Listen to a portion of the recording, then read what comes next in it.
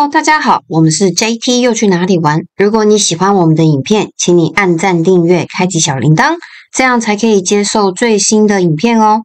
应观众要求，我们决定来分享这次去意大利16天的自助行消费总金额。我接下来用的是2人份的开销，全部用的是美金来做单位哦。我们花了1662在来回机票上。从罗马落地，米兰回国。第一天抵达罗马机场，在机场花了63.64买了实体 SIM 卡。出来以后，我们又花了29.7坐火车到市中心。第一天的 Airbnb 花费是195.27，踩点地下版许愿池，门票8.48，又买了手工刻制的硬币手环42.42。加上1天1支的意式冰淇淋 Gelato 8.91，我们又去了金杯咖啡品尝道地的意式咖啡，并且购买了咖啡豆当伴手礼，总共是27.43。我们还花了10.61参观鼎鼎大名的万神殿。在万神殿的旁边，我们到了圣依纳爵堂，也就是网红 IG 的镜子教堂。晚餐去了当地的网红意式料理，总共消费为81.67。第二天的意大利之旅，我们用凌晨的许愿池来开启这一天，一路走走拍拍，漫步到古罗马竞技场看日出。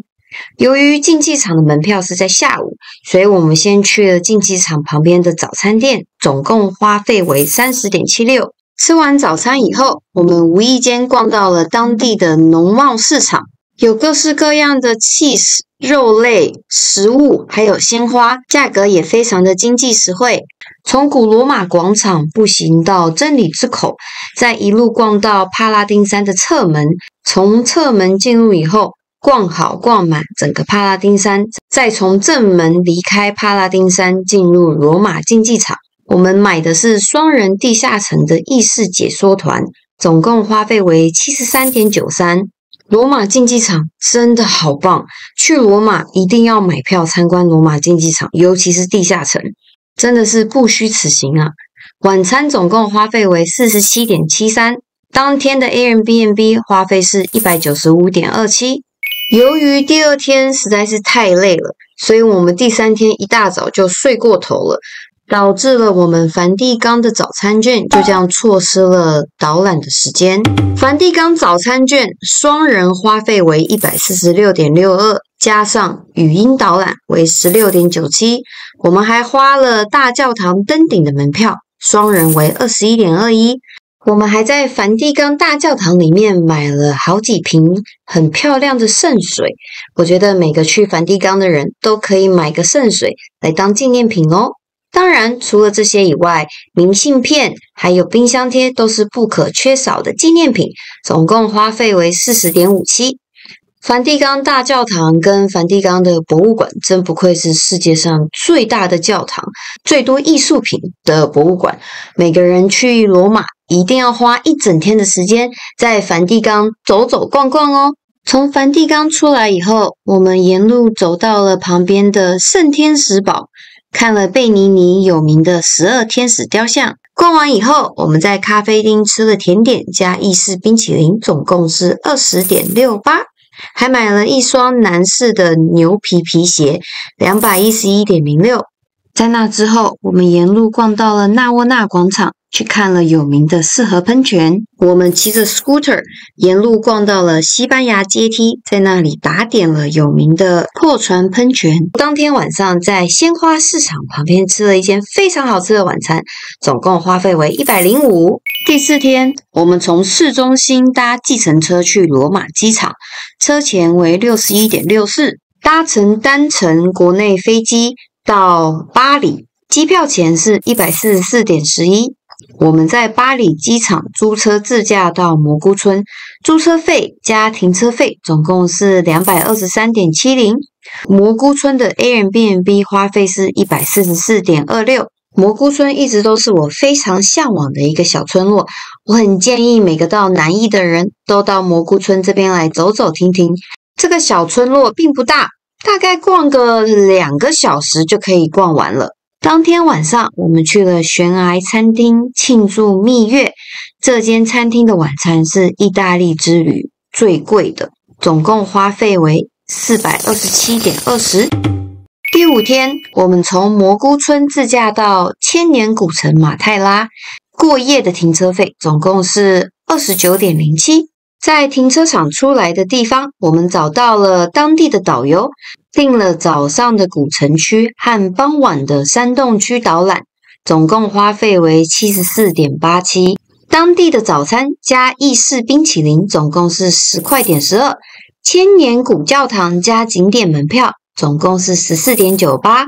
中餐我们吃了当地人推荐的披萨，总共是18.18。这间披萨店有一个很漂亮的 outlook， 我很建议你们去拍照哦。马泰拉是个非常有历史也非常美丽的一个城市，他们的特色就是所有的房子都是石头挖出来的。那当时的人会跟牛羊一起居住，所以曾经的马泰拉是意大利的耻辱。现代的马泰拉已经被规划成很好的观光景点，很值得在这里留个1天到2天的时间哦。我们还买了明信片和冰箱贴，总共是6.42。晚上选了一家洞穴餐厅，花费为67.38。马泰拉的 Airbnb 当天是103.97。第6天，我们从千年古城马泰拉自驾到天空之城，沿路上吃了中继站的午餐，总共是25.24。中途的油费加过路费总共是90.73。在入住天空之城之前，我们先去了我心心念念的蓝色阶梯温泉。除了停车费的2块65，阶梯温泉是个免费的景点哦。天空之城的古堡 Airbnb 花费是208.42。晚餐我们在天空之城吃了民宿老板推荐的餐厅，总共花费为64.71。明信片和冰箱贴还有圣诞球总共是9块97。第7天，我们从天空之城自驾到托斯卡尼，中途加油花了57.91，一路上走走停停，打卡著名的双排400树景点，然后前往古色古香又很有中世纪风味的皮恩萨小镇。这个小镇没有很多游客，因为要自驾才能抵达，并没有很便利的公共交通，有很多小角落充满了浓浓的怀旧感。我们在皮恩萨买了铁桶的意式冰淇淋，还有手工饼干，总共是3.17。下午我们一路直奔到锡恩纳，参观了锡恩纳的主教教堂，门票总共花费为27.5。这个教堂非常的漂亮，是黑白色相间的，我觉得非常值得一逛。除了教堂本身以外，旁边还有一栋是博物馆区，里面有着各式各样不同类型的艺术品。教堂的门票还包括地穴区，可以看看当年古时候的壁画。粗略的逛完锡恩纳主教教堂以后，我们到了旁边的贝壳广场，坐在那边看着夕阳，吃着晚餐。晚餐的花费为86.19。当天晚上的乡村风 Airbnb 花费是93.18。第8天，我们从托斯卡尼开往佛罗伦斯，中途把油加满，花了43.86。我们还去了有名的 S 型400树，沿路上的美景全部都是免费的哦。开到佛罗伦斯还完车以后，我们就直奔中央市场吃超级有名的牛肚包当中餐，2人份的牛肚包总共花费为13.25。之后我们慢慢散步到网路上约定好的学院美术馆，参观米开朗基罗的大卫像。美术馆门票开销为35.91。闲暇之余，我们购买了2瓶大瓶的 Jo Malone 香水，总共是305.25。下午的重头戏是登顶百花大教堂，我们一样都是先在网络上买好登顶的门票，选好时间段，双人门票总共花费为64.69。这座穹顶真的是太美太震撼人心了。我们当然还买了明信片、冰箱贴，总共是8.74。我们在傍晚的时候吃着冰淇淋，逛到了米开朗基罗广场。我超级推荐你们在这里看夕阳，可以俯视整个佛罗伦斯的市景，听着当地乐队的演奏，和来自世界各地不同的人坐在一起，在这片天空底下，这真是个令人难忘的景点，而且这里是完全免费的哦。晚上我们预约了 Zaza 的丁骨牛排餐馆，听说每个来佛罗伦斯的台湾人都会去吃这个老牌的牛排店。当晚晚餐的花费总共是 117.65， 晚上的 Airbnb 花费为 129.77。 我们用乌菲兹美术馆来开启意大利蜜月之旅的第9天。Tony 早早就在网络上买好了扫鸟票，花费是 50.69。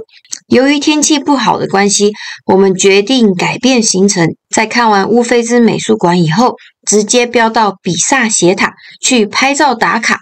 火车来回票价为 39.47。 中餐我们在比萨斜塔旁边的餐厅吃了很好吃的千层面、冰淇淋，总共花费为 40.59。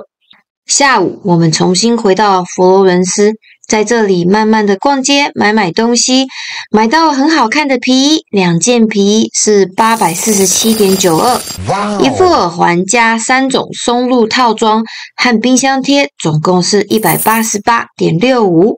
晚餐我们吃了另外一间的丁骨牛排餐馆，花费为 113.41。我跟 Tony 都觉得第2家的丁骨牛排比昨天的 Zaza 还要好吃。当天晚上的 Airbnb 花费是 129.77。 第10天，我们一大早在百年药妆店狠狠的 shopping 了一番，总共花费为 384.74。 我们在12点的时候去买了平价三明治当中餐，2个三明治花费了 23.32。再从佛罗伦斯坐火车前往 Las Paz， 当天买车票价格非常便宜，才 31.8。 当天的 Airbnb 花费是 94.65。 安排好行李以后，我们再度前往 Las Paz 火车站购买车票前往五渔村。由于天气超级烂，所以我们只能去其中2个小渔村，票价只有 21.2。在五渔村吃路边的小吃，总共花费为 9.54。 由于天气实在是影响了我们的心情，所以我们草草的选了一间路边摊，随随便便的解决了当日的晚餐，总花费为 32.22。 第11天一大早5点，我们就拖着行李坐上前往威尼斯的火车，抵达心心念念的水上之都。火车票买了 80.53，早餐加车上零食加午餐总共花费为 29.65。 我们还买了威尼斯2日船票，双人总共是 74.40。 威尼斯真的是太漂亮了，一出站我就被波光粼粼的水面、人来人往的船只、上上下下的小桥、一栋又一栋伫立在水面上的建筑而深深吸引。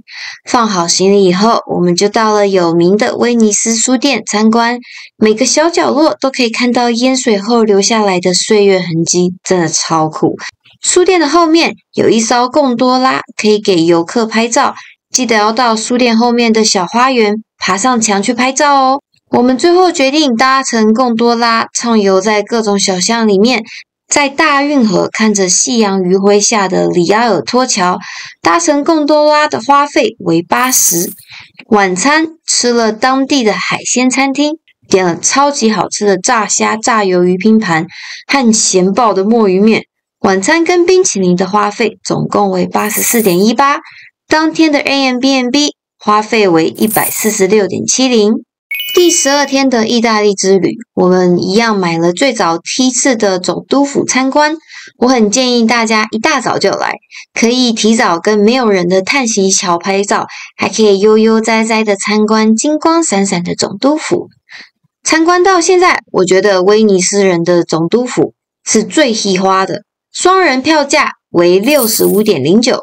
早餐我们吃了鼎鼎大名的花神咖啡厅，我个人是觉得普普啦，吃了 38.97。 吃饱喝足以后，我们决定去登顶钟楼，去俯视360度的威尼斯。双人门票为 21.35。下午，我们坐在威尼斯的水上公车前往周边的彩色岛，吃了一片 4.27 的披萨和好吃的意式冰淇淋。这个意式冰淇淋非常推荐大家去，3球才 5.87 哦。之后，我们回到本岛去学院桥看夜景。学院桥的夜景是威尼斯必去的景点之一。晚餐，我们去了 Tony 很早就选好的威尼斯餐厅。总共花费为 89.69， 当天的 Airbnb 花费为 146.70。第13天，我们从威尼斯的民宿出发，前往港口搭船去威尼斯机场租车，因为我们要自驾去维罗纳。当日的租车费、加油费总共是 153.51， 中途经过3次 Easy Pass， 总共是 16.66。离维罗纳45分钟的车程，我们特地去了一间浮在空中的影视教堂。这是我在 IG 上看到的，它落座在狭窄的岩石壁上，是朝圣者必去的路程之中。参观教堂是免费的，这里停车也是免费的哦。参观完教堂之后，我们到了位于北翼的城镇爱之城维罗纳。在这里最为人知的就是罗密欧与朱丽叶的故居，还有一座完整的竞技场。来这里一定要去摸一下朱丽叶雕像的右胸。进入罗密欧与朱丽叶的庭院现在是需要门票的哦，所以请你们记得买票。离开维罗纳之后，我们一路前往米兰，放下行李，直接去餐厅吃晚餐，花费为 57.16， 当日的 Airbnb 花费是 114.89。第14天，我们一大早就坐着火车前往米兰大教堂拍照，双人火车票为 9.38。我们在艾曼纽2世回廊吃了早餐，踩了公牛，蛋糕跟咖啡总共是18.46块。我们还预约了下午1点的米兰大教堂登顶，双人门票为 72.25。我觉得米兰大教堂是一定要去登顶的，不去登顶等于没有来过这座哥德式的建筑。这里超级好拍，每个角落、每个雕像、每面墙、每根柱子都是满满的细节。它有成功荣登我心目中最美的意大利教堂。米兰真不愧是世界有名的购物中心，我们买了许多的战利品加奢侈品，当日战利品的花费为 9045， 其中香奈儿的2个包包当然是最花钱的。晚餐我们预约了米其林推荐餐厅，总共花费为 189.79， 当日的 Airbnb 花费为 114.89。第15天，由于天气很差的关系，我们放弃了前往科摩湖一日游，留在了米兰 City Walk。这一天，我们去了米兰的运河街，沿路上有很多二手店。每个月的最后一个礼拜天，在米兰的运河街有著名的古董市集哦。如果你们刚好在这一天到米兰，记得去逛逛。我们还去了米兰数一数二古老的教堂，这个景点是免费的哦。我们还去了有名的斯福尔扎城堡，现在斯福尔扎城堡已经成为意大利政府的博物馆，里面很大，有很多展厅可以逛，但是展厅是要钱的。如果只是进到城堡里面逛逛拍拍照是免费的哦。最后我们到了超酷的海谷教堂，很多人不太敢去海谷教堂，毕竟到了米兰，我觉得当地的文化还是很值得去逛逛的。我们购买了很多的伴手礼、明信片、冰箱贴、滑雪用具，总花费为 538.39。晚上坐米兰轻轨前往 Chinatown 吃晚餐，总花费是 85.99。最后一日的 Airbnb 花费为 114.89。最后一天，从米兰中央车站到机场的车票为 26.97， 办好了退税以后，我们还是没有逃过免税店的一番厮杀，最后花费 127.76， 买了满满的伴手礼，才心满意足的离开免税商店。哦，对了，要记得意大利的海关是在免税商店之后哦，所以记得预留一些时间来买伴手礼，排队等出关，不要买到了礼物却错过飞机起飞哦。我们的16天意大利自由行，扣除掉所有的纪念品和伴手礼以后，总花费大概是美金8026，大约为台币24万。跟前段时间的某网红14天单人21万比起来，我觉得自由行除了自驾比较累以外，性价比还是比较好的 ，CP 值比较高。而且我们住的 Airbnb 大多都是在市中心或是景点附近，可以走累了或是东西买多了，回到 Airbnb 休息一下或是放下东西。许多相对便宜的旅行团不会跟你说他们的旅馆都是定在郊区或者开车从城市去要30分钟以上的地方哦。大多数的旅行团只会告诉你他们每天都要走很多路哦。谢谢大家观赏我们的意大利蜜月之行，这个系列也要告一个段落了。接下来请期待我们的 Baby Moon 南美洲的坎昆之旅。